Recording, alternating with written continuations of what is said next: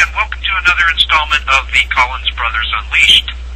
This week, we are going to examine the RAND Corporation and its role as a modern epistemological cartel. Paul and I give an extensive explication of the concept of an epistemological cartel in our book, The Ascendancy of the Scientific Dictatorship. You can find links to the book up at the website there on Podomatic. You want the 2006 Book Search edition, which is twice the length of the original 2003 iUniverse edition, updated and expanded and revised. Also, at this juncture, we'd like to take a moment to thank our sponsor, Suke Koji's Martial Arts and Ninja Gear. Suke Koji's Martial Arts and Ninja Gear offer some of the finest martial arts equipment in the entire martial arts business. So make sure to stop in and check out Suke Koji's Martial Arts Ninja Gear and Martial Arts Gear and Ninja Gear, and we thank the Suke Koji for his gracious sponsorship. Also, anybody who would like to check out our articles can do so by going to conspiracyarchive.com, www.conspiracyarchive.com. Click on the articles link and click on the list of commentators there. You'll see Paul and my names pop up with the list of contributing authors. You simply click that link and you'll be transported to the most comprehensive collection of our articles on the World Wide Web. There's also at the blog section there a collection of archived audio from this show and other shows that Paul and I have been featured on. We also want to tip our hats to Bert Mills, our producer, who's taking the time out tonight, this cold evening, to basically record this show and get it up on the net for us. And just thanks for all the hard work and everything that you do, Bert. Absolutely. So, at any rate, for the purposes of this discussion, we shall only provide a preliminary overview of the concept of an epistemological cartel. Epistemology is one of the two core pursuits of theoretical philosophy. It is the study of knowledge and what is constitutive of knowledge. The term is derived from the Greek word episteme, which means knowledge. There is an epistemological dimension to science, as is evidenced by the etymology of that field itself. The word science is derived from the Latin root scientia, which also means knowing or knowledge. Now, in many ways, epistemology is like an economic system with all the right theoreticians in all the right places. One can arbitrarily bestow epistemological primacy upon those paradigms that are most socially and politically expedient. In such a climate of epistemological suppression, academic and institutional barriers prevent competitors from accessing the ideational marketplace. Meanwhile, a self-proclaimed cognitive elite monopolizes the economy of popular thought. Hence, we have an epistemological cartel, which is essentially a monopoly over the knowable. Cartel epistemologists not only manage the dissemination of knowledge, but also arbitrarily determine what qualifies as knowledge and what qualifies as mere opinion. Of course, epistemological contentions ultimately shape the second core pursuit of theoretical philosophy, metaphysics. Metaphysics is concerned with the ultimate character of reality itself. The questions asked by the epistemologist determine what items will be admissible in discourses concerning metaphysics. Thus, epistemology shapes one's views concerning reality itself. For example, if one's epistemology makes no allowances for suprasensible forms of knowledge, such as revelation, then one's metaphysics will make no allowances for suprasensible forms of reality, such is the case with the epistemology of radical empiricism, the theory that all knowledge is derived exclusively from the senses. In recent years, science has been couched in radical empiricism. Within such epistemologically rigid parameters, the gaze of contemporary science has been firmly fixed upon the ontological confines of the physical universe. When extrapolated to the analysis of political activity and behavior, epistemology holds even broader ramifications for questions of governance. Take, for example, Henri de Saint-Simon's physiological or organic interpretation of the state, which we have discussed in earlier installments of the Collins Brothers Unleashed. According to James H. Billington, Saint-Simon extrapolated radical empiricism to, quote, the altogether new field of social relations, unquote. Adherents of St. Simon's philosophy contended that, quote, the key to diagnosing and curing the ills of humanity lay in an objective understanding of the physiological realities that lay behind all thinking and feeling, unquote. Following this physiological interpretation of governance to its logical ends, St. Simon developed the precursor to Marx's scientific socialism. Billington writes, quote, believing that the scientific method should be applied to the body of society as well as to the individual body, St. Simon proceeded to analyze society in terms of its physiological components, classes. He never conceived of economic classes in the Marxian sense, but his functional class analysis prepared the way for Marx, unquote. Frederick Engels described Marx's theory as scientific socialism because both science and Marxism bestowed epistemological primacy upon observable phenomena. Thus, radical empiricism provides the epistemological basis for all modern forms of scientific totalitarianism. Interestingly enough, radical empiricism was embraced by many members of the Bavarian Illuminati. In his outstanding book, Perfectibilist, the 18th century Bavarian Order of the Illuminati, researcher Terry Melanson reveals that the complete works of Venetian author and reformer Paleo Sarpi constituted recommended reading for Illuminati initiates. Sarpi once wrote, quote, there are four modes of philosophizing, the first with reason alone, the second with sense alone, the third with reason and then sense, and the fourth beginning with sense and ending with reason. The first is the worst because from it we know what we would like to be, not what is. The third is bad because we many times distort what is into what we would like, rather than adjusting what we would like to what is. The second is true but crude, permitting us to know little and that rather of things than of their causes. The fourth is the best we can have in this miserable life, unquote. Numerous researchers have demonstrated the ideological continuity that binds the Illuminati and communism. For instance, Melanson exhaustively details the revolutionary resume of Filippo Michel Buonarroti, who provides, quote, a direct line of influence from the Illuminati to the French Revolution to the Communist League of the Just, unquote. Not surprisingly, all the planks of Marx's Communist Manifesto virtually mirrored the objectives of the Illuminati. Likewise, both the Illuminati and communism shared the same epistemological predisposition, radical empiricism. Interestingly enough, there is evidence to suggest that Illuminists were working within the British Royal Society, which is arguably the oldest learned society of science in the world. Again, recall the contention that there is an epistemological dimension to science. Thus, if Illuminists were working within the Royal Society, Illuminists were also played a key role in sculpting the epistemological dimensions of modern science. Paul and I discussed this topic at length in The Ascendancy of the Scientific Dictatorship. Revelations concerning possible Illuminist activity within the Royal Society were first made by Professor John Robison. Robison was the Secretary General of the Royal Society at Edinburgh. The professor claimed that he was approached as a potential recruit for the Illuminati. Suspecting nefarious motives, Robison feigned receptivity and was eventually granted access to several of the organization's documents. Robison would publish the damning contents of those documents in his 1797 book, Proofs of a Conspiracy. Evidently, the Royal Society was considered a recruitment pool by subversives. Not surprisingly, all of the founding members of the Royal Society were Freemasons. Historically, Freemasonry has acted as a conduit for radical revolutionary forces. The Royal Society was also an early epistemological cartel.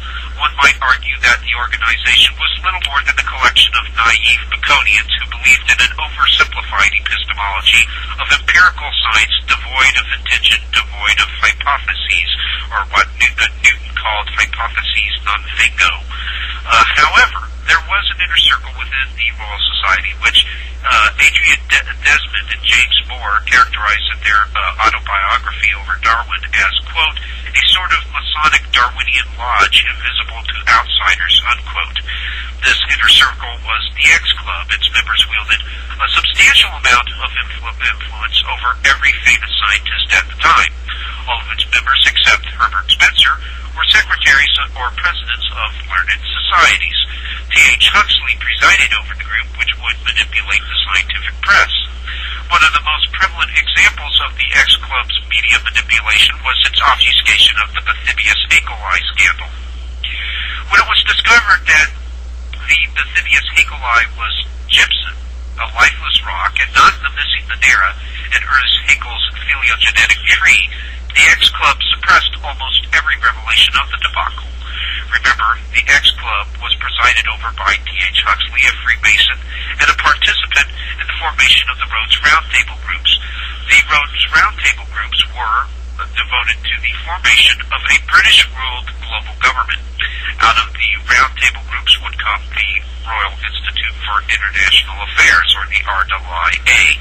The RIIA would establish a stateside branch here in the United States known as the Council on Foreign Relations, or the CFR. This organization has acted as America's premier foreign policy cartel and a major catalyst for globalization. Globalism, in the words of the late Malachi Martin, qualifies as socio-political Darwinism. It is premised upon the belief that global governance is the natural corollary of man's alleged political evolution, which accompanies his biological evolution. Of course, the Bathybius E. coli scandal imperiled the veracity of Darwin's claims, which in turn provided the scientific foundation for the global society that Huxley and his Masonic colleagues hoped to see enshrined. At any rate, the Royal Society exemplifies the concept of an epistemological cartel. Society members like Huxley managed the dissemination of information which in turn shaped the metaphysical suppositions of others. Such metaphysical suppositions underpin the anthropocentric soteriology of socio-political utopians who adhere to a secular mythology. Parenthetically speaking, just adding to what you just said, the X Club and the Royal Society have basically become a model for modern-day oligarchs on how to basically make the media a closed shop. And we see basically indications that more modern day oligarchs took their cues from the Royal Society and used it as a model for basically cartelizing the media. Returning to the example of the Council on Foreign Relations, the aforementioned elite combine. In 1947, there was a Saturday Evening Post editorial that was written by Charles Beard. He wasn't a marginalized conspiracy theorist. He wasn't any sort of nut by any stretch of the imagination. He was former president of the American Historical Association and considered to be an eminent historian in his time. He wrote in that editorial, quote, "The Rockefeller Foundation and the Council on Foreign Relations intend to prevent, if they can, a repetition of what they call in the vernacular the debunking journalistic campaign following World War I. Translated into precise English, this means that the Foundation and the Council do not want journalists or any other persons to examine too closely and criticize too freely the official propaganda and official statements relative to our basic aims and activities during World War II. In short, they hope that, among other things, the policies and measures of Franklin D. Roosevelt will escape in coming years the critical analysis, evaluation, and exposition that befell the policies and measures of Woodrow Wilson and the Entente allies after World War I, unquote. And then Dr. Beard also pointed out that the Rockefeller Foundation had given a $139,000 grant to the Council on Foreign Relations, and then the Council on Foreign Relations hired a Harvard professor. Again, they turned to northeastern Ivy League schools, which are an epicenter for elite activity. It's basically the northeastern Ivy League schools are basically where the power elite send their children to be trained. They hired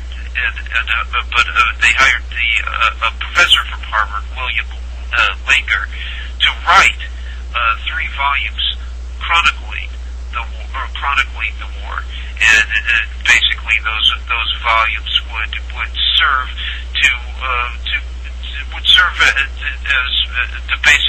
it basically produced what we have today in the mainstream as far as our understanding of World War I.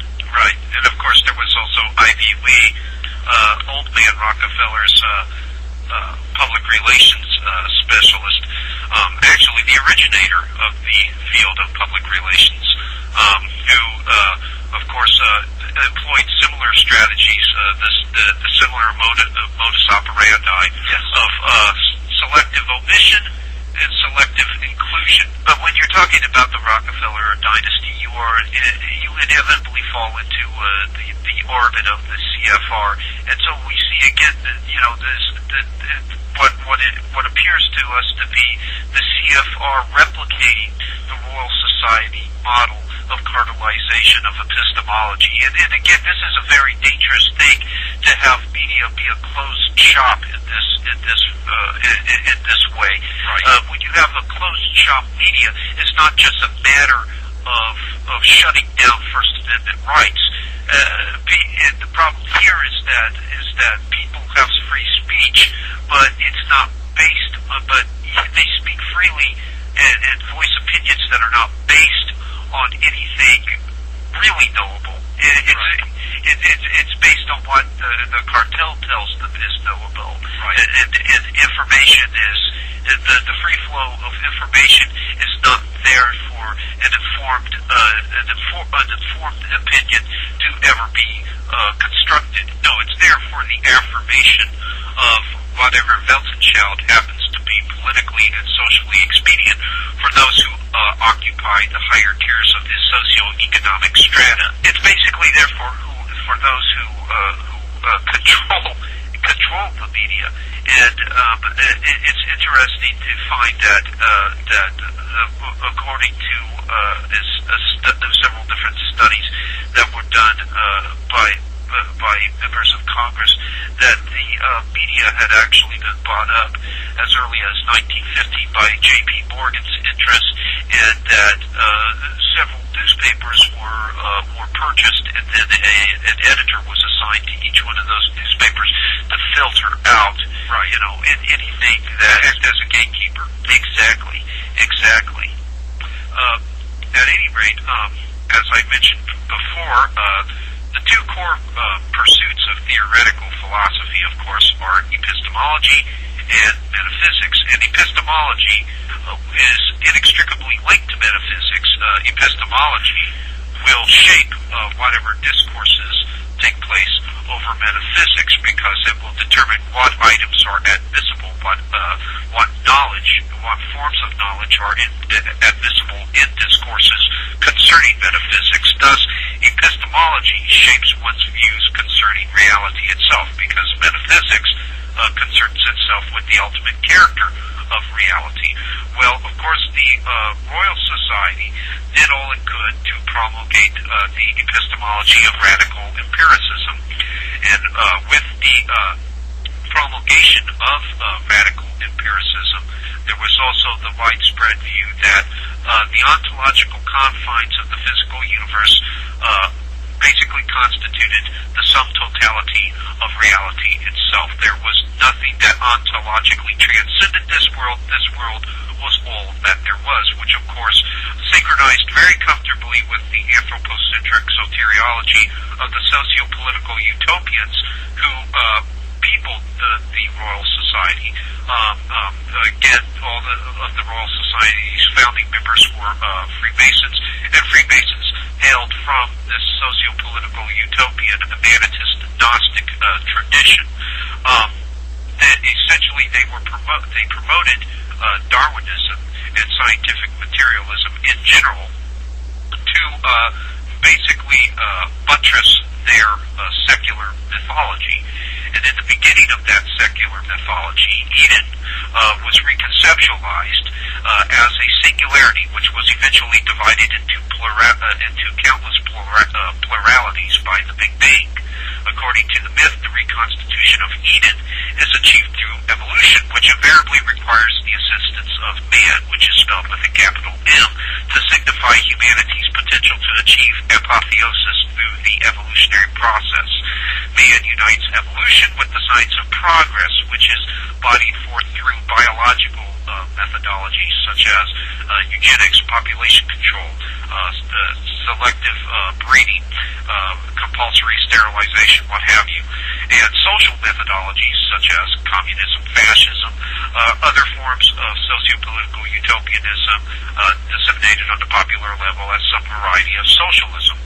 As evolution is guided down the desired course, man returns to the singularity, that is to say, a world government, and a unified consciousness, a political, spiritual, economic, and mental singularity, a complete and total homogeneous unity. Thus, Eden is reborn. However, Eden is confined to the ontological plane of the physical universe, and immortality is attainable only through the continuity of the species. The epistemological cartel of the Royal Society helped to legitimize this secular myth. Epistemological cartels thrive within bureaucracies. Not surprisingly, labyrinthine bureaucracies are endemic to communist regimes. Marx once stated, quote, "The bureaucracy is a circle from which one cannot escape. Its hierarchy is a hierarchy of knowledge. The top entrusts the understanding of detail to the lower levels, whilst the lower levels credit the top with understanding of the general, and so are mutually deceived," unquote. There can hardly be a better description of an epistemological cartel. Again, we see the theme of an elite managing the essential flow of information for the purposes of legitimizing politically and socially expedient suppositions. Such was the case with the Soviet bureaucracy, which regulated the flow of information so as to buttress the primacy of the omnipotent state. Marx correctly observed that, quote, "For the bureaucrat, the world is a mere object to be manipulated by him," unquote. A contemporary example of an epistemological cartel is the RAND Corporation. RAND is an acronym for Research and Development. RAND was created in 1946 to provide analyses and research for the United States Armed Services under a contract to the Douglas Aircraft Company. However, the organization divorced itself from Douglas and became an independent nonprofit organization in May 1948. This separation was subsidized by the Ford Foundation, which some researchers claim financed counterinsurgency programs in Indonesia and other countries. There is evidence that the Ford Foundation is also financing radical revolutionary movements in the United States as well. Paul and I discussed this at length in The Ascendancy of the Scientific Dictatorship. New American journalist William F. Jasper reveals that, quote, "A tabulation of Ford Foundation grants to the Hispanic radicals during the period of 1968 to 1992 came to over $31 million, unquote. By the way, the Hispanic radicals to which Jasper is referring are the revolutionaries of La Raza movement, who seek to basically realize the goals of Reconquista, that is, reclaiming the southwestern United States, which, according to their own personal revolutionary myth, the social myth to which they adhere, constitutes the true Aztec kingdom to which they are heirs. To make matters worse, Jasper adds, quote, millions have been added since, unquote, and that's millions have been added to the already existing Ford Foundation grants from 1968 to 1992. Jasper proceeds to enumerate various grants listed from the Ford Foundation summer/fall 1995 report. They are as follows: National Council of La Raza, $160,000 and $75,000. Northern New Mexico Legal Services, $20,000. Mexican Academy of Human Rights, $20,000. Hispanic Leadership Opportunity Program, $2,325,000, including $525,000 for male death. Immigrant Legal Resource Center, $145,000. National Immigration Law Center, $335,000. National Immigration Law Forum, $130,000. Urban Institute Program for Research on Immigration Policy, $900,000. Hispanics in Philanthropy, $100,000. All of these constitute the various grants listed on the summer/fall 1995 report from the Ford Foundation. Yet perhaps the most disturbing revelation concerning the Ford Foundation was made by Norman Dodd of the Congressional Reese Commission in 1954. According to Dodd, H. Rowan Gaither, the junior president of the Ford Foundation, told him, quote, all of us here at the policy-making level have had experience with directives from the White House. The substance of them is that we shall use our grant-making power so as to alter our life in the United States that we can be comfortably merged with the Soviet Union, unquote. The psychological groundwork for such a merger was laid during the Cold War, which dichotomized the populations of both East and West in dialectical fashion, with hopes of facilitating an Hegelian synthesis. Not surprisingly, Rand theoreticians developed the doctrine of mutually assured destruction, or MAD, which held that nuclear deterrence could be maintained through the prospect of full-scale nuclear war. MAD was developed under the guidance of Robert McNamara, America's 8th Secretary of Defense and a consummate insider, also an advocate of population control. One of the foremost Rand theoreticians who worked on the question of nuclear war was Herman Kahn, an enigmatic fellow who inspired the central character of Stanley Kubrick's Dr. Strangelove. Kahn was one of several Megadeth intellectuals who helped to perpetuate the nuclear anxiety that rendered so many minds tractable during the Cold War.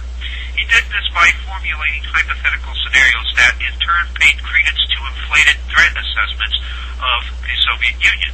In so doing, Kahn consistently bombarded the American imagination with increasingly apocalyptic images.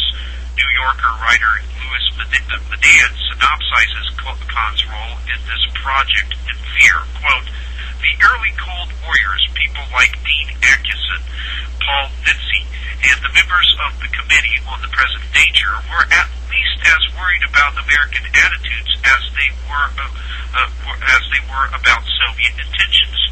Obsessed with preparedness, they sometimes did not scruple about overstating the threat for which preparation was necessary. They practiced psychological warfare on their own people.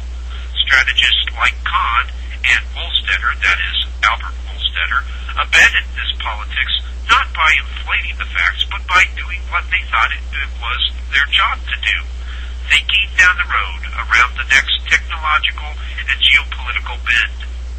They wrote about things like hardening bomber bases and missile silos long before the Soviets had any ability to land warheads on targets that small. They were not responsible for starting the arms race, but the more they speculated on the unknown terrors of the future, the faster the race was run. The bomber gap, the missile gap, the mine shaft gap. Rand flourished on gaps. So did the armed services and the weapons manufacturers.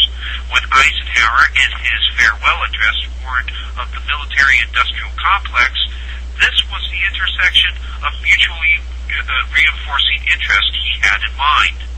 What drove the Cold War, though, was not business or science. It was the factor that is supposedly bracketed off in systems analyses. Politics, the opportunities for partisan gain made available by gesturing towards the ubiquitous shadow of an overwhelming emergency. And the manipulation was not all on one side. If the United States assigned the Soviets the role of mechanized enemy other, the Soviets did their best to play it. The occasional hyperbole of the Committee on the Present Danger was nothing compared with the bluster of Khrushchev and Gromyko, men who had their own domestic constituencies to worry about. And it served both sides in the Cold War to take each other's rhetoric at face value, unquote. The Cold War superpowers' mutual credence to each other's rhetoric gave rise to a particularly bizarre epistemology that was couched in Hegelianism. Cold War epistemology represented a merger of pathology and politics. Mental, social, and linguistic abnormalities guided many of the activities associated with governance at the time. Because the Cold War milieu was governed by Hegelian activists who viewed conflict as the driving force of history, political discourses became inherently Manichaean in character, promoting intractable binary oppositions. Of course, the perpetuation of such binary oppositions served the purposes of the global oligarchical establishment, which sought to synthesize the logically and morally bankrupt polar extremes that populated the Cold War. Of course, John Stuart Mill correctly observed that, quote, conservancy with Hegel tends to deprave one's intellect, unquote. Such intellectual deprivation was prolific within the dialectical climate of the Cold War. This logical subversion is demonstrable in the vernacular evoked by Cold War theoreticians. The very term Cold War is formed from a juxtaposition of contradictions. A true war is not by definition cold. A war stipulates the armed conflict between two sovereign states, two or more sovereign states. Yet, the East and West never officially engaged in direct conflict during the Cold War. The invocation of the term Cold War allowed both the East and the West to cite each other as external threats, thereby providing the rationale for the erection of national security states. Of course, national security states enact prohibitions against public debate and constrain popular participation through intimidation and obscurantism. Simultaneously, national security states allow deviant political elites to pursue covert criminal agendas under the all-purpose banner of vital national interest. During the Cold War, the deviant political elites of the West and the East pursued criminal agendas through a series of proxy wars, espionage, and questionable military coalitions. Arguably, Vietnam represented an effort by both Eastern and Western power elites to wrest control of the Golden Triangle, one of Asia's two main illicit opium-producing areas. You'll recall in the previous installment of the Collins Brothers Unleashed, which concerned itself with Malthusianism and population control, and basically dismantled the claims of Paul Ehrlich and his colleague who authored the book Eco-Science, Holdren, who is, of course, Obama's science czar. We discussed during that particular show the opium trade and how the opium trade was used basically to control populations, to make populations more tractable, to undermine national economies, and was just a hallmark of the global oligarchs at the time. The Boston Brahmins, of course, were intimately engaged in the illicit opium trade. Not surprisingly, Herbert Marcuse synopsized one of the core principles of Hegel's dialectical logic as follows, quote, "That which is cannot be true," unquote. Implicit in this statement is the credence to relativism and an overall rejection of reality. Of course, relativism is the belief that there are no absolutes. Yet, if there are no absolutes, then one cannot absolutely declare that there are no absolutes. In fact, declarative statements are virtually meaningless because they are statements of fact. In turn, facts are absolutes, and according to relativism, do not exist. Thus, the position of relativism is self-refuting. Nevertheless, Hegelian relativism pervaded Cold War epistemology. Immersed as it was in this irrational epistemology, the American public eventually succumbed to cognitive dissonance.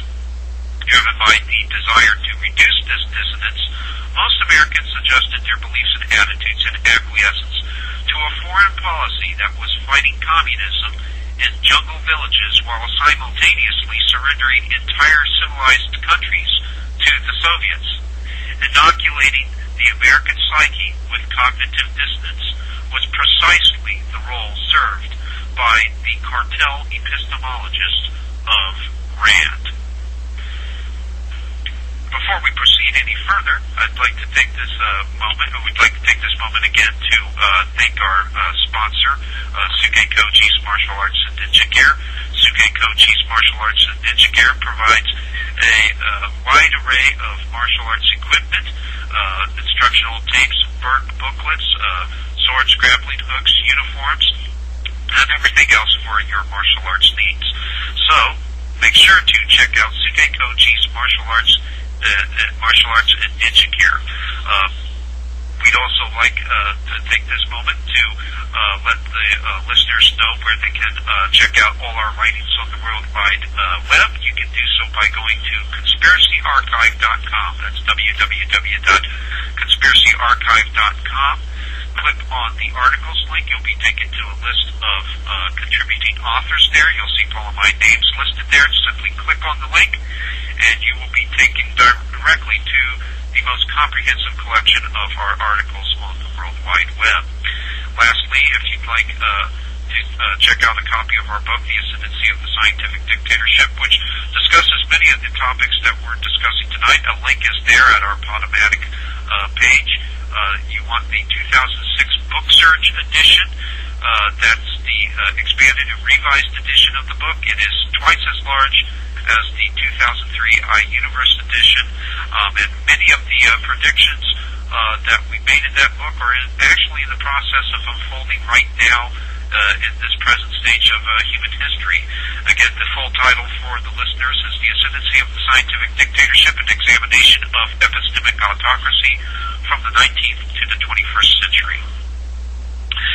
Moving on now, next we are going to look at how the RAND Corporation managed the flow of information to shift the blame for the Vietnam War away from civilian policymakers to the military. Now, going into this, it is important to remind the listening audience that we definitely do not think the military is lily white. In our episode over the subversion of the United States military, we pointed out that America's protracted imperial mobilization has led to a dropping of the guard in the U.S. Armed Services. Bakers can't be choosers, and the military has found it necessary to drop recruitment standards and allow the most questionable individuals into its ranks to sustain the troop levels that an empire demands. As a result of this, a subculture of crime and lawlessness has grown up in the military, and we are nowhere near close to being done saying what there is to say about that issue. Again, we've already visited that topic in the episode over the subversion of the U.S. military, and we do encourage everybody to go back, revisit that episode, listen to it again, and we intend on revisiting the topic ourselves in future episodes. Still, the military is, by and large, merely carrying out the wishes of civilian policymakers, and these policymakers seek to always fly free and clear of any criticism when the implementation of their policies leads to disaster. And nowhere do we find this fact more painfully illustrated than the Vietnam War. Much of the Vietnam War debacle should be blamed on establishment members who comprised President Lyndon Johnson's advisory group. Johnson referred to this group as the Wise Men. The Wise Men included several top establishment luminaries, such as Robert Lovett, John McCloy, Averill Harriman, and Dean Acheson. There were 14 members of the Wise Men, and 12 of them were members of the Council on Foreign Relations.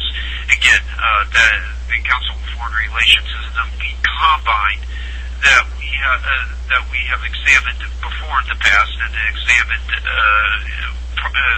earlier in this particular episode. The CFR is dominated by a globalist worldview, and they basically wish to undermine national sovereignty in order to bring about the death of the nation-state system and the introduction of the era of world government. What many establishment figures understand is that in order to undermine national sovereignty, you must play the hawk periodically and promote interventionism. If a country can intervene in another country's internal affairs, the national sovereignty is rendered a meaningless concept. The establishment members of Johnson's Wise Men understood this all too well, and they began pushing the president to involve the United States militarily in the affairs of the easternmost country of the Indochina Peninsula and Southeast Asia, Vietnam. America was already involved to a degree, but Johnson was very, very reluctant to push the envelope with that involvement. And the Wise Men came into the decision-making process at this decisive hour in the Johnson administration. Walter Isaacson and Evan Thomas documented the Wise Men's manipulation of Johnson in their 1986 book, The Wise Men, Six Friends in the World They Made, Acheson, Bolin, Harriman, Keenan, Lovett, and McCloy. According to Isaacson and Thomas, it was former Secretary of State Acheson who began putting pressure on Johnson.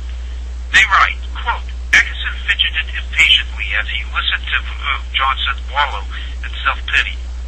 Finally, he could not stand it. He could stand it no longer.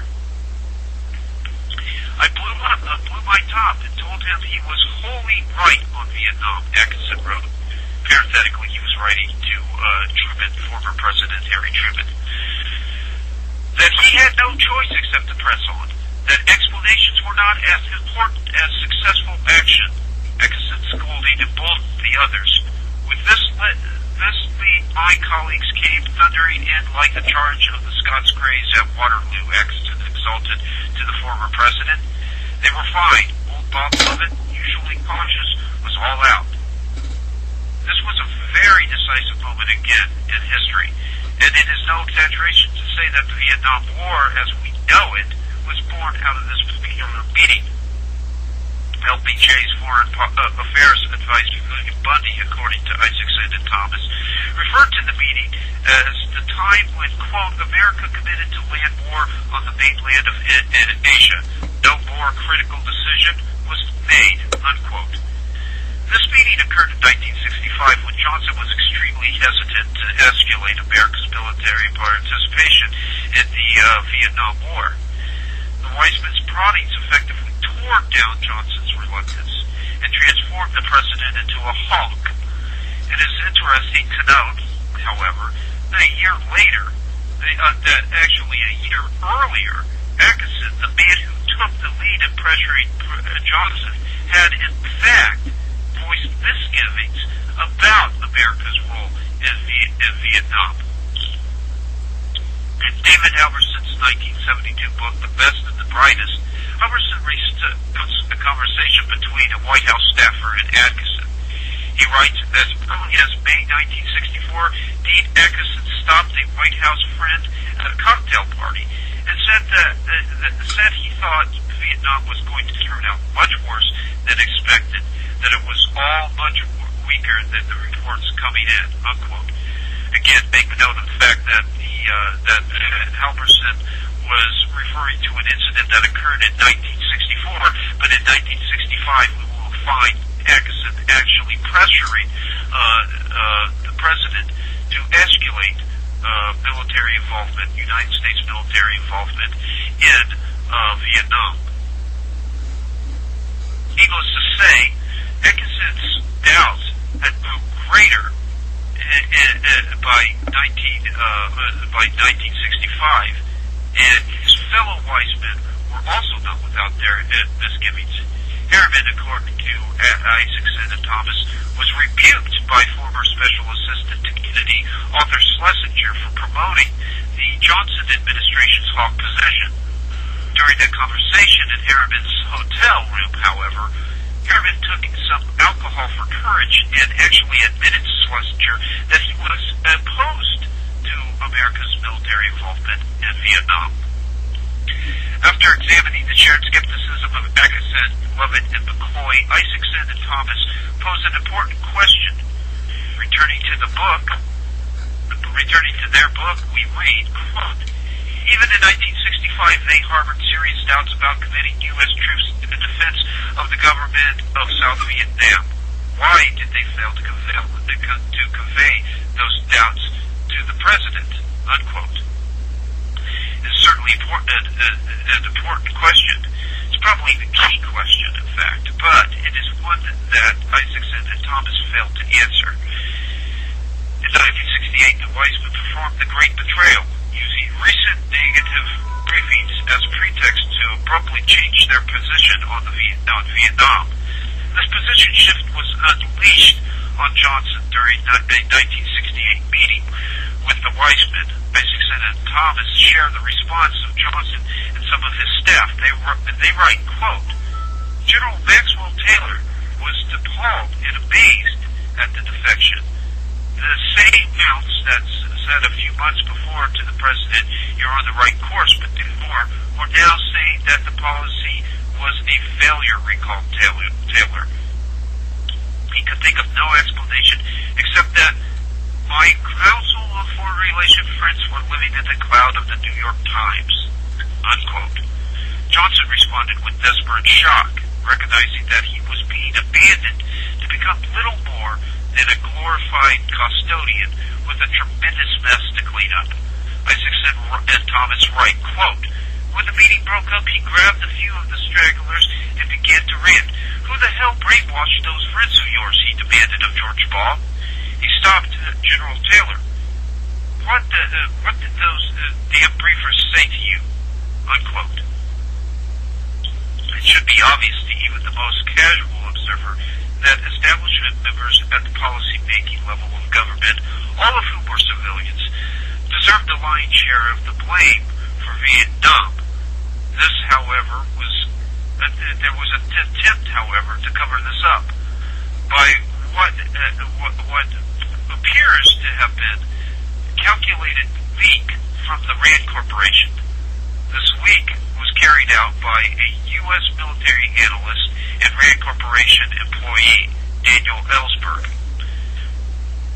In 1971, Ellsberg leaked the Pentagon Papers, a top-secret Pentagon study concerning the U.S. government's Vietnam policy, to the New York Times. This gained Ellsberg a reputation as a hero among progressive and anti-war activists. The dove veneer, however, appears to have been a well-crafted hoax. It is important to note that in 1964, Ellsberg was a committed Cold Warrior working under Secretary of Defense Robert McNamara.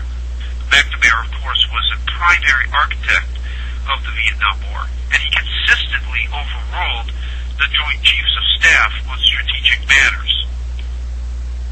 Again, we find civilian policymakers responsible for the Vietnam War who would like to divert the blame to the military leadership. Ellsberg also worked for Edward G. Lansdale, a U.S. Air Force officer who served in the Office of Strategic Services and the Central Intelligence Agency. Ellsberg worked for Lansdale in Vietnam as a State Department employee. It was supposedly during this time that Ellsberg began to conclude that the Vietnam War was unwinnable. But it's interesting that Ellsberg's boss, Lansdale, was intimately involved in efforts to assassinate Cuban dictator Fidel Castro from 1957 to 1963. At that time, Lansdale was employed by the Department of Defense as Deputy Assistant Secretary for Special Operations, staff member of the President's Committee on Military Assistance, and Assistant Secretary of Defense for Special Operations. In these positions, Lansdale oversaw Operation Mongoose, the CIA program of covert operations against Castro. So Lansdale was anything but a dove. And Ellsberg was extremely protective of Lansdale. With the deceased Air Force colonel and former liaison officer between the Pentagon and the CIA, L. Fletcher Prouty, alleged that Lansdale had been present in Daley Plaza on the day of the Kennedy assassination. Ellsberg was quick to defend Lansdale, and as a consultant to Oliver Stone on JFK, Ellsberg urged Stone not to include Prouty's identification of Lansdale from the script, stating that he believed Lansdale was innocent of any involvement in the assassination. Prouty had worked next door to Lansdale for 9 years and instantly recognized Lansdale walking away from 3 tramps arrested by the Dallas police in a photograph taken by a Dallas Morning News photographer immediately after the assassination. Prouty recognized Lansdale's head shape, class rank, and stoop, and his identification was corroborated by Lieutenant General Victor H. Kulik. So it's interesting to find Ellsberg trying to protect Lansdale. Perhaps it was an attempt to prevent revelations of his own role in the world of covert politics from coming out. In spring of 1970, the Federal Bureau of Investigation became suspicious of Ellsberg, believing correctly in retrospect that Ellsberg was taking RAND study papers on Vietnam, copying them, and then returning them to the RAND office. It appeared that RAND director Harry Rowan, who was a friend of Ellsberg, knew of Ellsberg's activities and was actually allowing them to continue. In his book, Wild Man, The Life and Times of Daniel Ellsberg, Tom Wells shares an account that supports this contention. He writes, quote, "The FBI contacted RAND about Ellsberg's reported copying in late April. Harry Rowan told 2 FBI agents in Richard Best's presence, parenthetically, Richard Best was the RAND security officer. We have in here some very sensitive papers on the U.S.-Vietnam situation. Best recounts. And if it were anything, I think it might be that." Rowan knew damn well what it was, Best says. He knew right away. He knew in the spring of 1970 that it was the Pentagon Papers. But according to Ellsberg, and he apparently bases this on FBI documents he later saw, Rowan downplayed the sensitivity of the papers, said Fulbright, parenthetically, that's J. William Fulbright, the chair of the Senate Foreign Relations Committee at the time, had a right to them, and pointed out that Ellsberg was leaving RAND anyways. At Best's retelling, the FBI agent said to Rowan, "Can we have the titles?" And then Rowan turned to me and said, "Dick, will you give them the titles?" And I said, "Yes, I'll have it put together and break it down to your office tomorrow," which Best did. But the FBI couldn't get any trace of Ellsberg's copying of RAND, Ellsberg's copying at RAND, rather. Rowan, it appears, did not take the FBI investigation all that seriously. The FBI's allegation was unproven. The Bureau itself could not act. Rowan did not alert the Defense Department's security officials of the investigation. That would later infuriate those officials. Nor did he direct that RAND undertake its own investigation. Further, Rowan didn't speak to Ellsberg about the FBI's visits, nor did he move to get Ellsberg's security clearance revoked, a drastic step. In the meantime, Ellsberg kept copying, including a lot of the hottest stuff he recalls. Rowan's inaction, in part a product of his friendship with Ellsberg, would prove costly to him, unquote. What that lengthy quote basically seems to imply is that Rowan was being intentionally inactive. And note that Wells also states that Rowan's inactivity was partially motivated by his friendship with Ellsberg. Leaks from the RAND Corporation seem to be systemic in nature as well. The revelation of former FBI translator and whistleblower Abella Edmonds seems to support this contention. While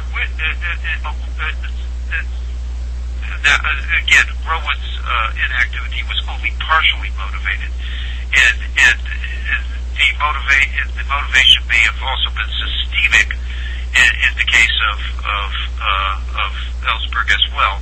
And FBI translator Abella Edmonds' own testimony seems to support this contention. While with the Bureau, Edmonds found evidence that people in the RAND Corporation were recruited by a Turkish and Israeli RAND criminal intelligence network with connections to Pakistan and Saudi Arabia. These RAND people were used to steal nuclear weapons secrets. Much more could be said and will be said about the Edmonds case at a later date. Suffice it to say here that no serious government inquiry was made into the former FBI translator's allegations. So if there was treachery afoot at the RAND Corporation, it is very likely continuing to this present day. Why are these leaks allowed? It seems to be in part to transform public perception and opinion.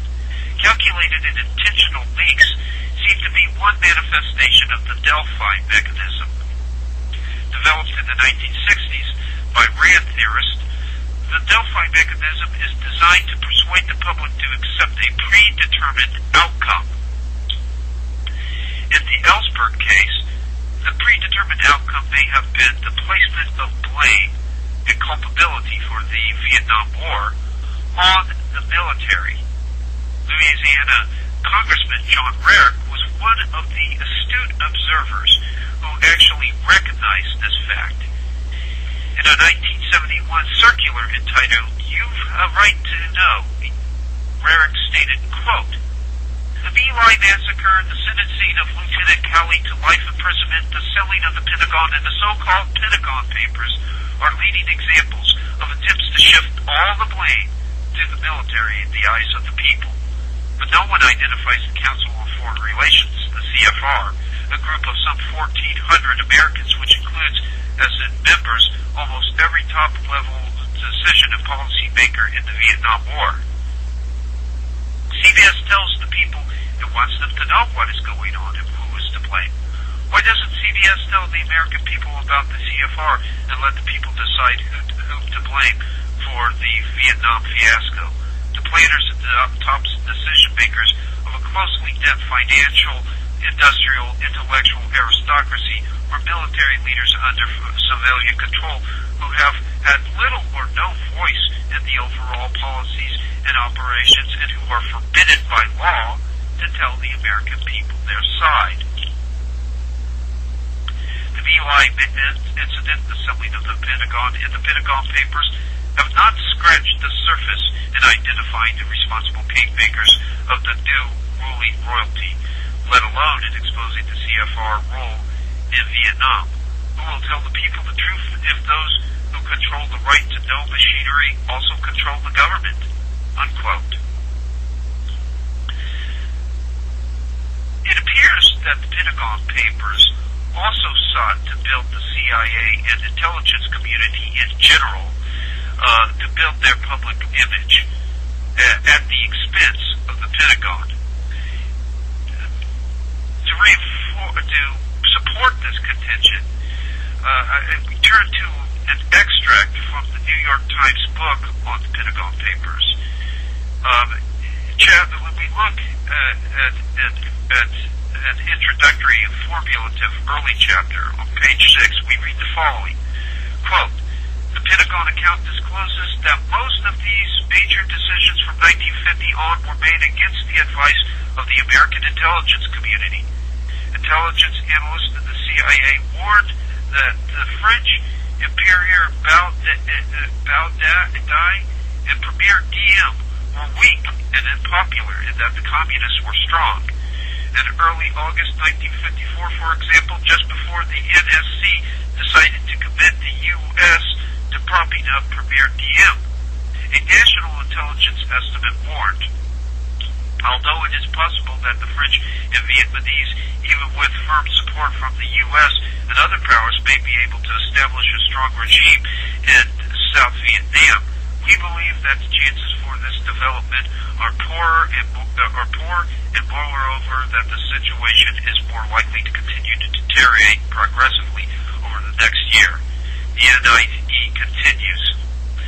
Given the generally bleak appraisals of Diem's prospects, they who made U.S. policy could only have done so while assuming a significant measure of risk, unquote.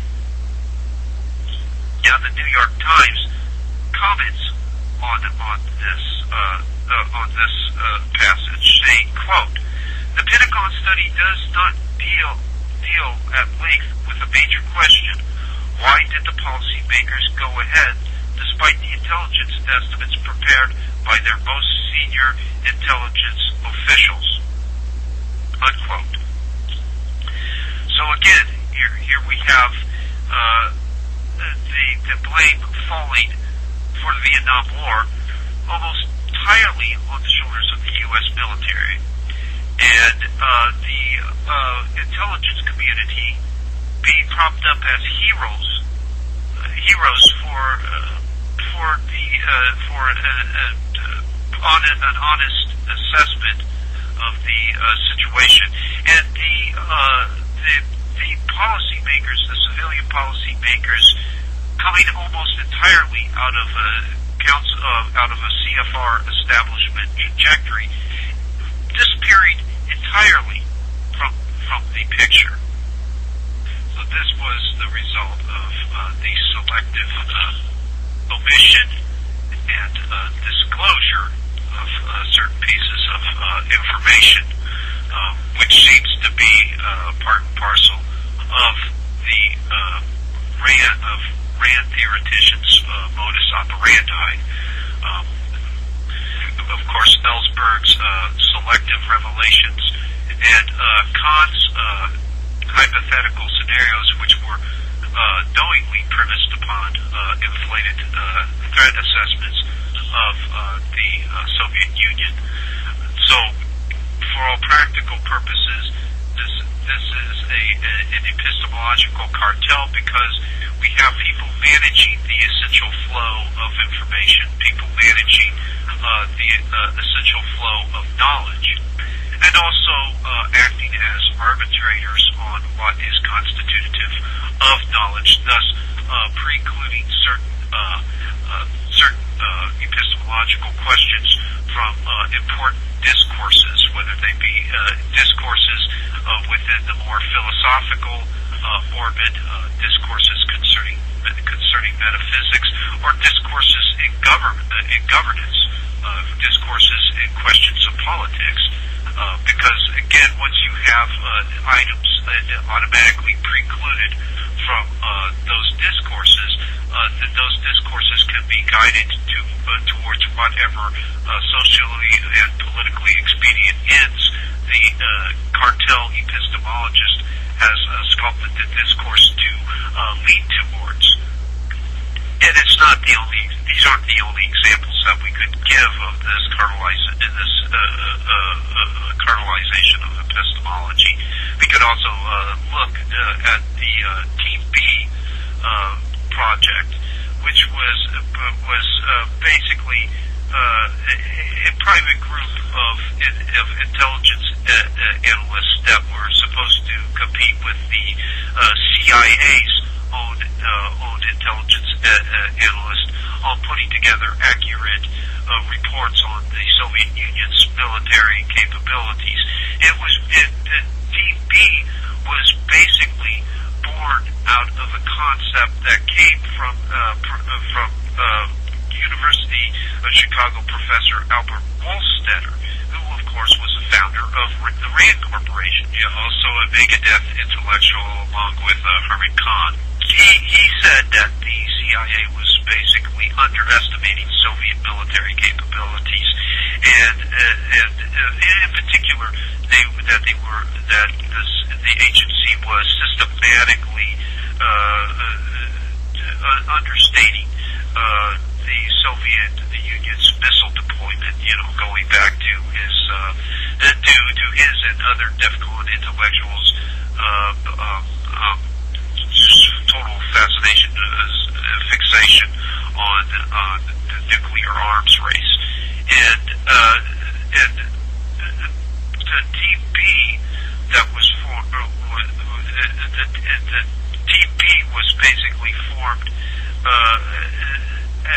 based on these contingents. It was formed to affirm those contingents that the Soviet Union as a threat was several times greater than the contingents presented by the CIA. They were following Wohlstetter's. When Team B was formed for George Bush, who was at the time the head of the Central Intelligence Agency. It was formed based on Wohlstetter's prescriptions, basically that a counterbalance was needed. A counterbalance was needed to the Office of National Estimates, to what their analysts were saying, and a counterbalance was needed to what the CIA's own analysts were saying. And of course, the Team B ended up coming out with very, very exaggerated estimates concerning the military capabilities of the Soviet Union and the deployment of their missiles. Now, it was done in part. It was done in part to basically try to get to basically drive support for arming the Israelis militarily, because basically stating that the rationale being that the Israelis needed a stronger military to protect the Middle East from Soviet aggression. Right. But it actually worked even against the Israelis. It worked actually to the favor of some of the anti-Israeli factions within the American ruling elite, because Team B was basically pushed this idea that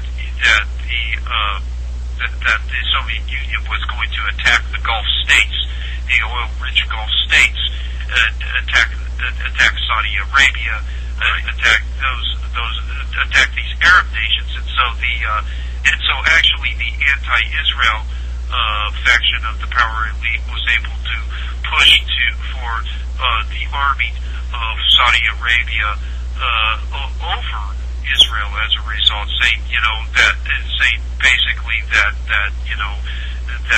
even if whether it hurt Israel or not, this was necessary so that Saudi Arabia could repel any kind of potential Soviet invasion. Right? They premised that contention upon certain eschatological assumptions. They that the Soviets' oil production was peaking. Well, certain analysts at the CIA would make that claim as well. But yeah, there was claims that at first that Russia was peaking, and that because Russia was starting to dwindle in its oil resources, it was going to be forced to basically engage in a resource war, right? And go in and subjugate the kingdom of Saudi Arabia and take their oil reserves. And then it was claimed that Saudi Arabia was peaking, and so the Soviet Union was going to go in and try to occupy and try to take what was remaining. Right.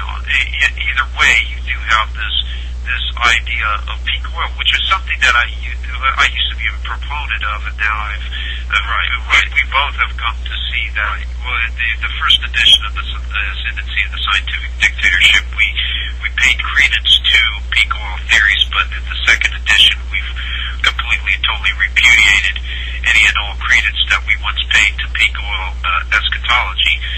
Peak oil eschatology, of course, has played an integral role in perpetuating this Manichaean binary opposition that was so endemic to the Cold War. And I believe that peak oil can and will be used in such a fashion later, possibly against Iran and other nations that constituted what George Bush Jr. called the axis of evil.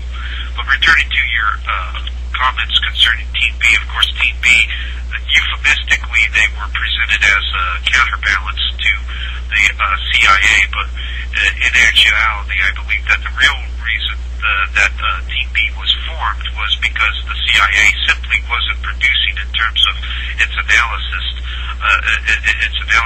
the results that certain hawks wanted to see. They were not producing the findings that certain cold warriors wanted to see, and certainly not the findings that anybody who's attempting to perpetuate the dialectical climate would wish to see, because obviously in a dialectical climate you have to keep the two polar extremes, which have been dichotomized in a dialectical fashion, you have to keep them in direct opposition with one another, and you have to guide them down an escalatory trajectory. And so Team B was probably acting as a megaphone for interests that wish to see an escalation in terms of the nuclear tensions between the Soviet Union and America, because such tensions would prove to be socially and politically expedient, namely in buttressing the national security state. And of course the hawks over in the Soviet Union were more than willing to oblige them. They did the same because it actually strengthened their position. It strengthened the national security state that they had built in the Soviet Union. Right, and as was previously mentioned in the article by Louis Menand, both sides really took each other's rhetoric at face value, and taking each other's rhetoric at face value was what gave rise to Cold War epistemology, which was fraught with Hegelian relativism, and of course, Hegel's one of Hegel's core principles was that which is cannot be true. In other words, there's this general rejection of facts, a general rejection of reality itself, an overall credence to relativism. And of course, when you promote such a climate where facts become virtually obsolete,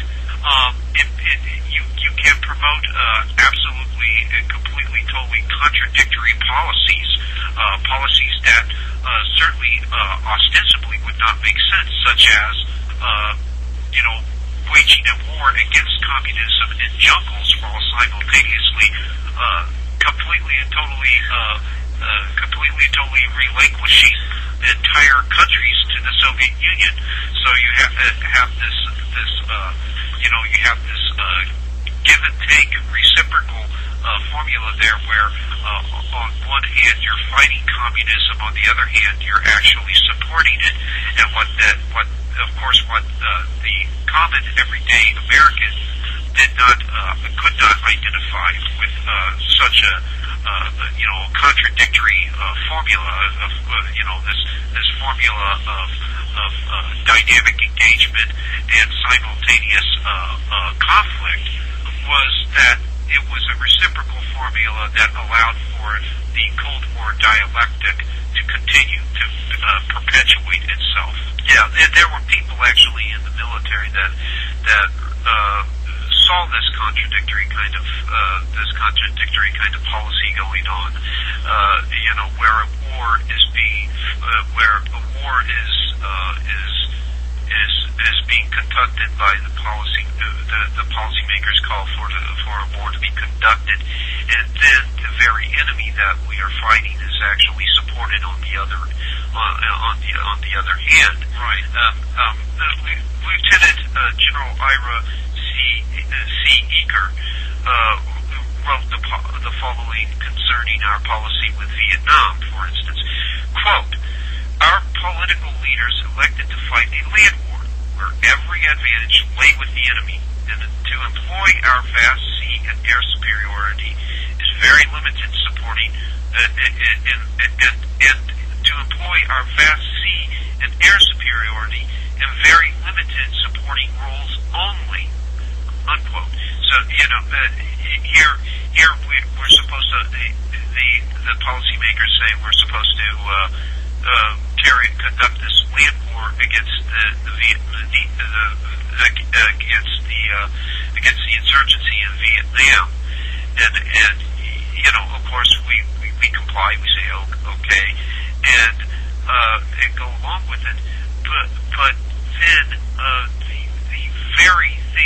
the very ingredients that would be needed to win such a war of that nature, the sea and air forces are actually limited in their use, and we would need something like that over in Vietnam, because just relying on our land forces would leave us sending ducks to people that were indigenous to the area, understood the land, understood where they could hide, understood how they could use the environment to their advantage against American soldiers. All those elements were requisite for the success of the Vietnam campaign, but of course all those requisite elements were not employed. Yeah. So another ingredient that was not employed was the element of surprise, which is probably the most important. Returning to General Ira C. Eaker's quote, we read, quote, surprise, perhaps the greatest of the principles of war, was deliberately sacrificed when our leaders revealed our strategies and tactics to the enemy. The enemy was told that we would not bomb populated areas, heavy industry, canals, dams, and other critical targets, and thus sanctuaries were established by us along the Chinese border and around Haiphong and Hanoi. This permitted the enemy to concentrate anti-aircraft defenses around the North Vietnamese targets that our Air Force was permitted to attack, greatly increasing our casualties. Missiles, oil, and ammunition were permitted to enter Haiphong Harbor unmolested without protest. Unquote. Yeah. So, for all practical purposes, what's implicit in those revelations is a policy of deliberate mismanagement. Evidently, either A, the Vietnam War was plotted out by a hopelessly incompetent array of policymakers, which that creates credulity, given the fact that establishment establishment luminaries, such as those that populated the policymakers behind the Vietnam War, those who comprised the wise men, are individuals of above average intelligence. Right. It's the appellation wise men. But so either A, they're hopelessly incompetent, which certainly does not seem to be a viable option, or B, winning the Vietnam War was not in their interest. And so they, in all likelihood, mismanaged it deliberately, so as to continue to perpetuate the Cold War dialectic of East versus West, also to facilitate the consolidation of the Golden Triangle, which is one of Asia's illicit opium-producing areas, and also to probably further other agendas as well, undermining of the United States, the overall perception that communism was inexorably absorbing most of the known world, and so it would be necessary to oppose communism with another variety of global governance, some sort of homegrown form of socialism, all of which is part of a dialectical framework, a Hegelian dialectic. And like I said earlier,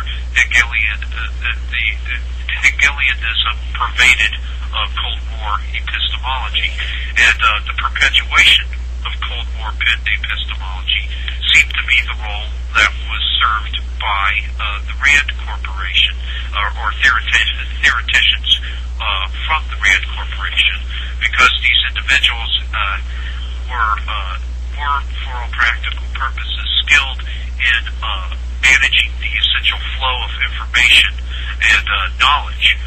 These individuals knew how to craft and sculpt public perception, public opinion, and they constituted cartel epistemologists. They had a stranglehold on the available knowledge, and they also basically restricted other parties from entering the discourse who could have possibly presented viable alternatives and options whose knowledge they considered to basically be completely and totally useless, worthless. Returning for a moment to the Team B epic in time, that occurred during a time when, again, scare tactics among the CIA were running out, and the CIA's reports were running out of steam. We had this possibility, this potential for the Manichaean world that had been constructed over several decades falling apart and being dismantled, and just by relaxing of the fears, and fear being replaced with realism and with a realistic perspective on things.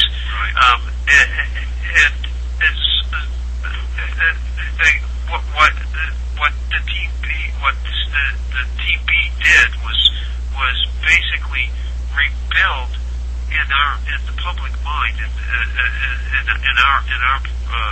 our perception, the idea of a Manichaean devil.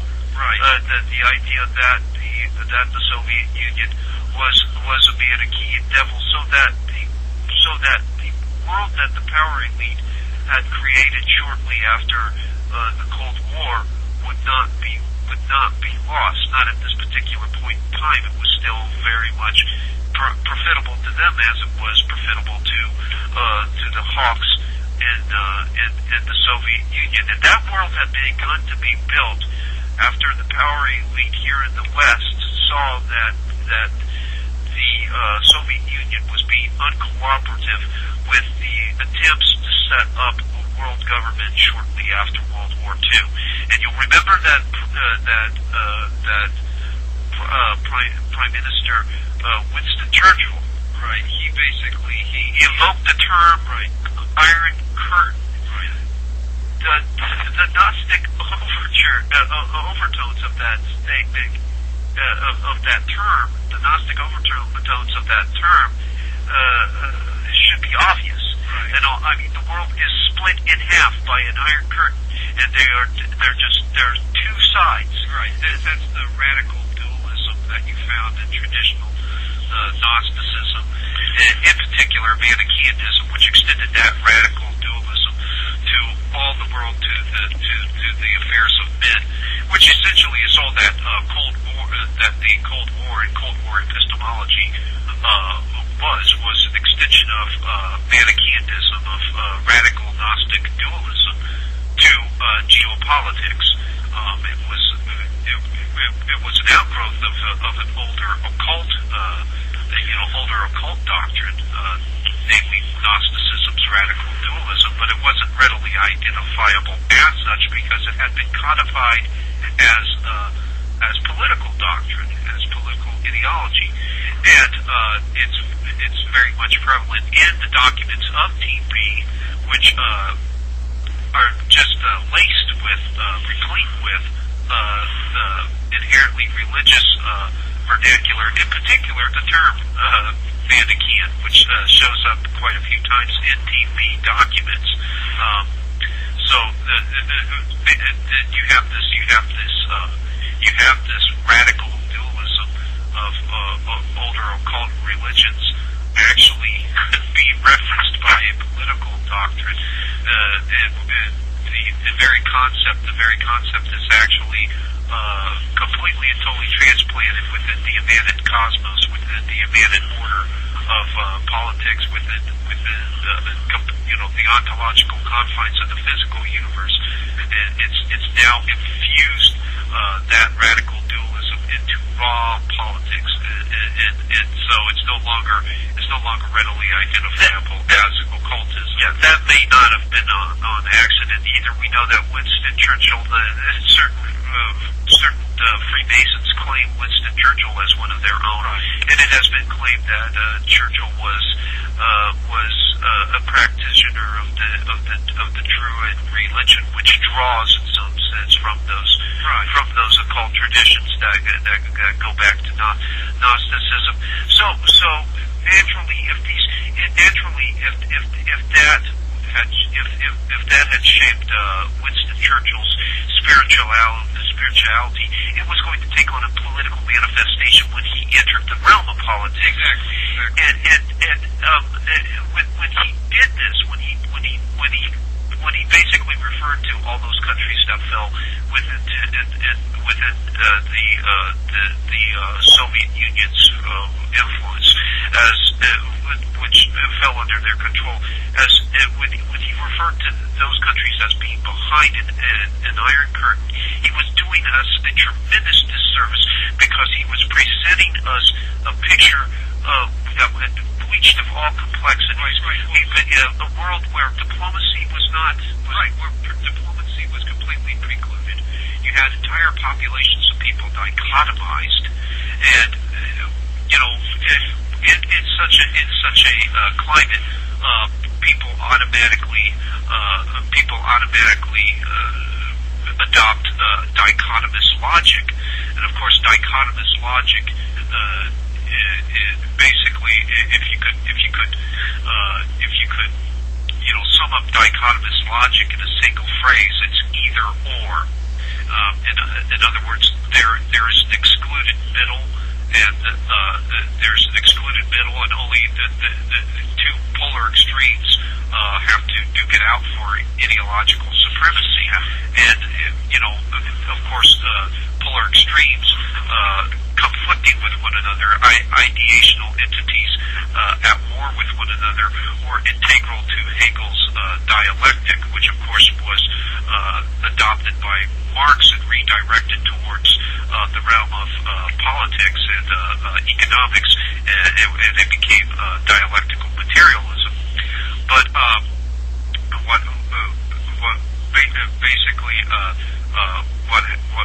what happens with the the redirection of Hegel's dialectic to the realm of politics and economics is this same sort of dichotomizing of populations, the conflicting, superficial conflicting of polar extremes, which typically overlook and excluded middle and completely and totally reject diplomacy, but at the same time gradually migrate towards a synthesis. And so this Manichaeanism really lent itself to the dialectical process as it was expounded by Hegel and refined by Marx. Interestingly enough, Hegel was influenced allegedly by a Gnostic alchemist by the name of Christoph Oedinger. So there's a good possibility that the radical dualism of Gnosticism, in particular Manichaeanism, probably factored in heavily in Hegel's formulation of the dialectic. We're running close to the end now, but I would like to basically say a few more things concerning the Rand Corporation. I referred during this presentation to basically the Zabel Edmonds revelations concerning the use of Rand employees by this rogue criminal intelligence network to steal nuclear secrets. Now, why would the Rand Corporation allow or permit that kind of thing to go on? Because I do believe that a majority of these leaks are intentional and are calculated to basically serve an elite agenda, an agenda of deviant elites.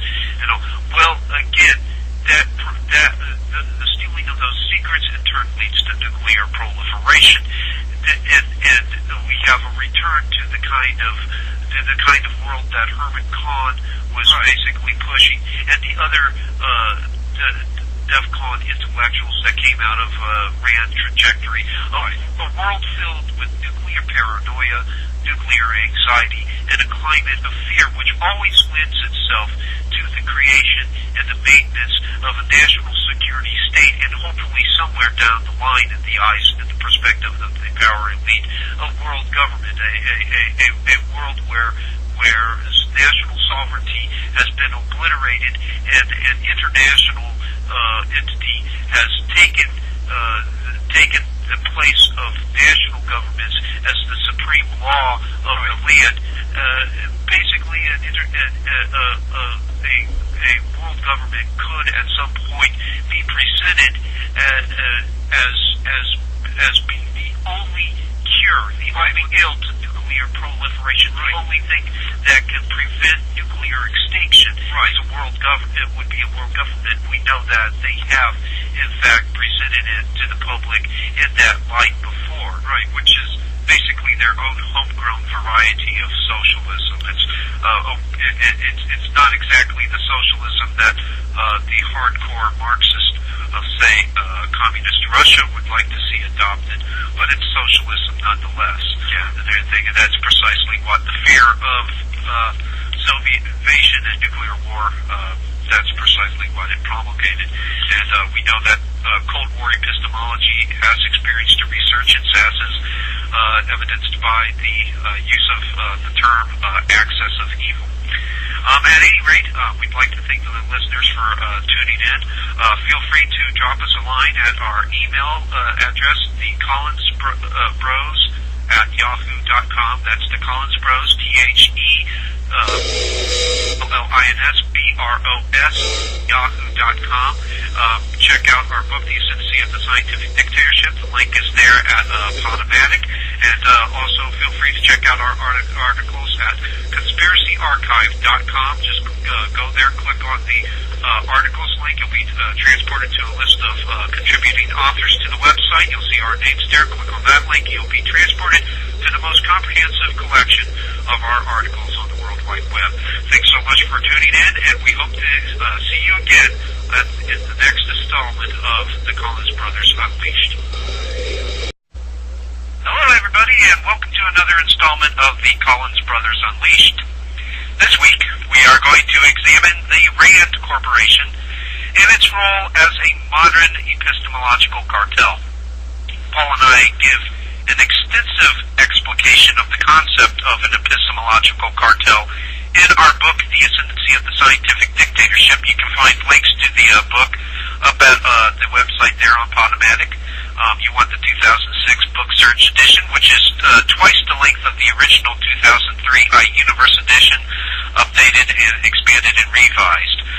Also, at this juncture, we'd like to take a moment to thank our sponsor, Suke Koji's Martial Arts and Ninja Gear.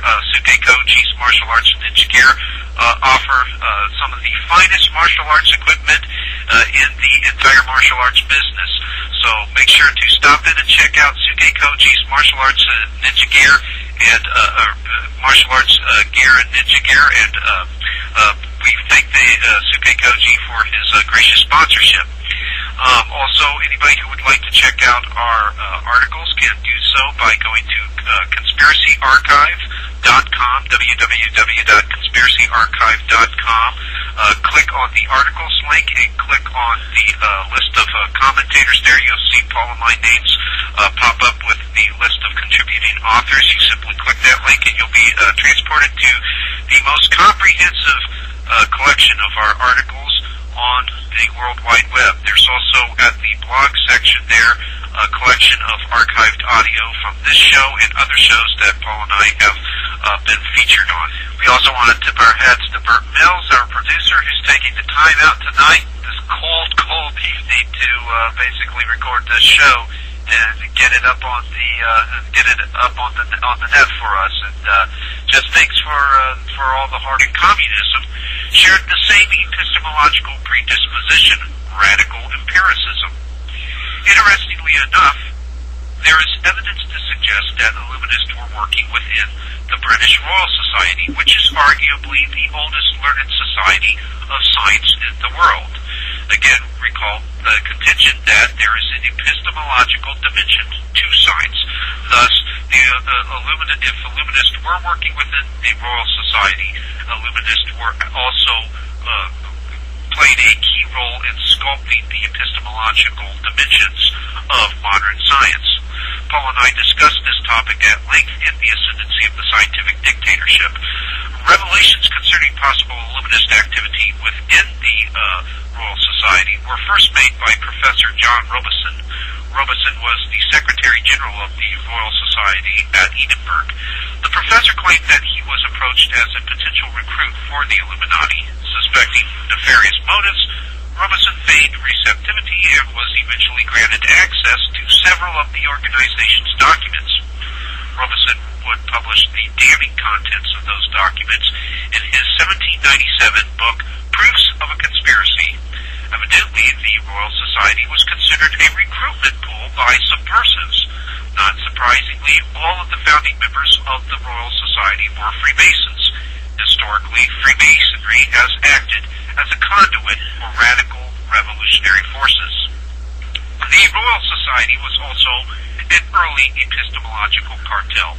One might argue that the organization was little more than a collection of naive Baconians who believed in an oversimplified epistemology of empirical science devoid of intention, devoid of hypotheses, or what Newton called hypotheses non fingo. However, there was an inner circle within the Royal Society, which Adrian Desmond and James work in everything that you do, Bert. Absolutely. So, at any rate, for the purposes of this discussion, we shall only provide a preliminary overview of the concept of an epistemological cartel. Epistemology is one of the two core pursuits of theoretical philosophy. It is the study of knowledge and what is constitutive of knowledge. The term is derived from the Greek word episteme, which means knowledge. There is an epistemological dimension to science, as is evidenced by the etymology of that field itself. The word science is derived from the Latin root scientia, which also means knowing or knowledge. Now, in many ways, epistemology is like an economic system with all the right theoreticians in all the right places. One can arbitrarily bestow epistemological primacy upon those paradigms that are most socially and politically expedient. In such a climate of epistemological suppression, academic and institutional barriers prevent competitors from accessing the ideational marketplace. Meanwhile, a self-proclaimed cognitive elite monopolizes the economy of popular thought. Hence, we have an epistemological cartel, which is essentially a monopoly over the knowable. Cartel epistemologists not only manage the dissemination of knowledge, but also arbitrarily determine what qualifies as knowledge and what qualifies as mere opinion. Of course, epistemological contentions ultimately shape the second core pursuit of theoretical philosophy, metaphysics. Metaphysics is concerned with the ultimate character of reality itself. The questions asked by the epistemologist determine what items will be admissible in discourses concerning metaphysics. Thus, epistemology shapes one's views concerning reality itself. For example, if one's epistemology makes no allowances for suprasensible forms of knowledge, such as revelation, then one's metaphysics will make no allowances for suprasensible forms of reality, such is the case with the epistemology of radical empiricism, the theory that all knowledge is derived exclusively from the senses. In recent years, science has been couched in radical empiricism. Within such epistemologically rigid parameters, the gaze of contemporary science has been firmly fixed upon the ontological confines of the physical universe.